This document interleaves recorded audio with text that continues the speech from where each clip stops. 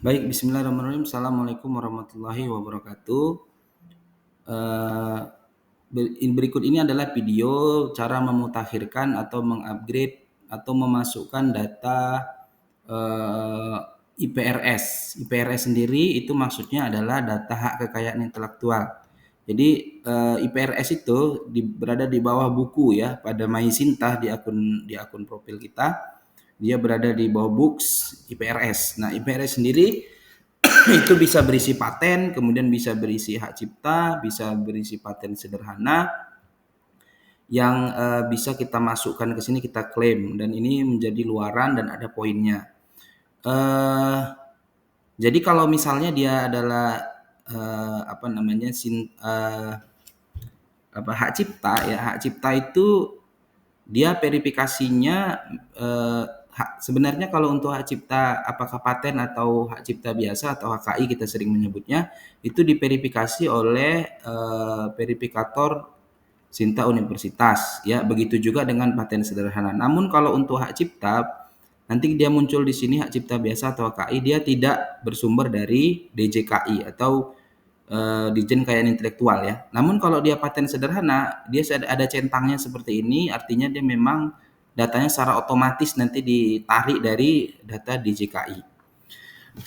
Bapak Ibu misalnya di sini ada satu hak cipta atau HKI yang ingin kita masukkan ke dalam Sinta. Nah, caranya gimana? Caranya kita harus memiliki sertifikat daripada hak cipta kita. Misalnya di sini ada satu sertifikat dari mahasiswa yang dimiliki oleh mahasiswa ya, yaitu karya tulis artikel dengan judul tersebut di sini ya.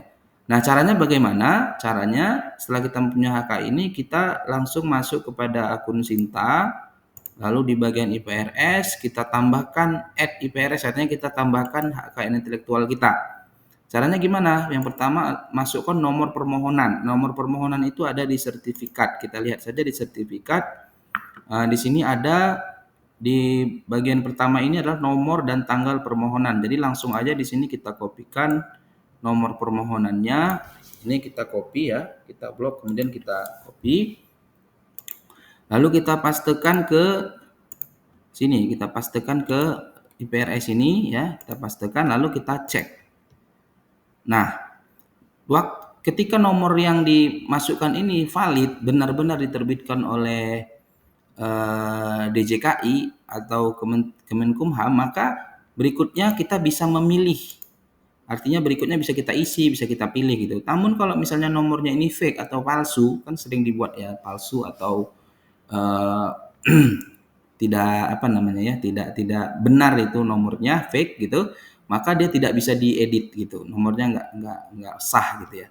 Nah, kalau sah kita langsung pilih di sini kategorinya apa. Nah, kalau ini adalah hak cipta biasa, maka saya pilih hak cipta.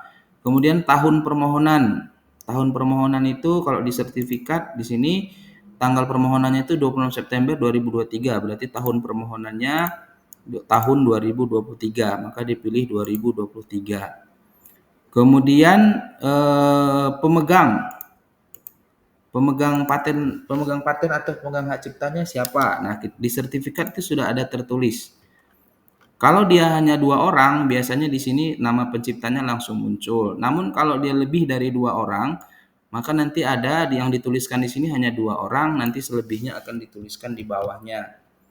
Jadi kita masukkan di sini namanya, ya kan, kemudian kita koma, kita masukkan nama yang lainnya.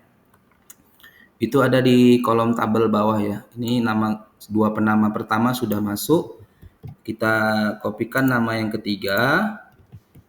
Kemudian kita kopikan kembali nama yang keempat di sini.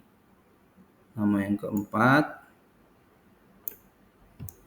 Kita kopikan lalu kita pastekan ke sini ya. Ini kita blok lagi ya, Ctrl A kemudian Ctrl C, kita kopikan ke inventor ya. Karena biasanya sama itu antara pemegang hak cipta atau pemegang paten dengan inventor penemunya. Judulnya apa? Judulnya kita kopikan di sini dari sertifikat. Ini judulnya adalah sinyal partikel perak menggunakan ekstrak daun sirih merah. Kemudian ini kita copy. Nah, ini agak repot nih mengopinya. Kita coba mengopinya dari bawah. Ikut juga ya.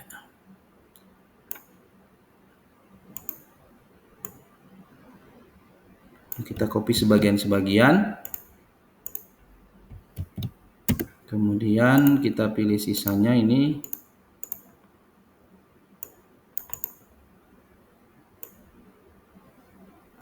Copy, kemudian kita pastekan ke sini sisa judulnya. Lalu statusnya apa? Statusnya misalnya di sini diterima atau approve ya. Jadi kalau hak kekayaan intelektual itu yang berupa hak cipta itu biasanya dia approve. Approve atau ya bisa juga grant ya. Kalau grant itu biasanya untuk granted itu biasanya untuk paten. Kemudian apalagi data yang diperlukan di sini nomor publikasi. Nomor publikasi itu kita lihat di sini ada nomornya ya. Di bawah nomor pencatatan ini nomor publikasi. Ini di bagian bawah kita kopikan lalu kita pastekan di sini. Nah, tanggal publikasi. Tanggal publikasinya diumumkan pertama kali 26 September 2023 di Medan. Jadi kita masukkan tanggal publikasinya. 2023 ini harus kita pilih dulu ya. Kita pilih tahun September 26 bulan 9 tahun 2023 ya. Kemudian setelah itu kita masukkan lagi filling date-nya itu sama ya. Filling date-nya sama dengan pengajuan. Nah, kalau misalnya paten atau paten sederhana itu berbeda antara tanggal pengajuan dengan dengan penerimaan atau diterimanya suatu pengajuan itu berbeda biasanya tanggalnya. Misalnya kalau paten sederhana itu memakan waktu berbulan-bulan, bahkan ada yang tahunan, apalagi paten ya, itu lebih lama lagi.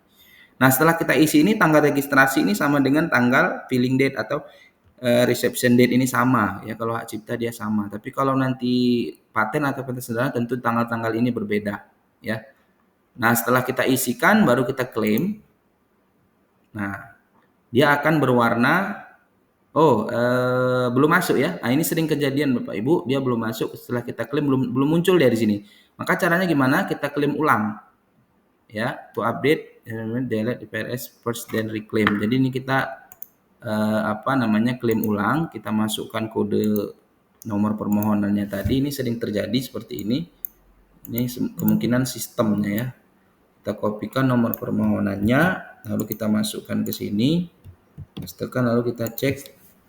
Nah, ini kalau udah pernah kita klaim pertama tadi, kita masukkan lagi, dia langsung otomatis terisi, kita klaim. Nah, ini dia sudah masuk Bapak Ibu ya, sintesis. Nah, ini ininya judulnya kurang, misalnya tadi kurang S-nya ya, sintesis. Ini sebenarnya bisa kita delete dulu. Ya, kita close dulu. Kita delete ya, kita delete dulu, kita klaim ulang bisa, nggak ada masalah. Jadi kita pastekan nomornya tadi, kita cek.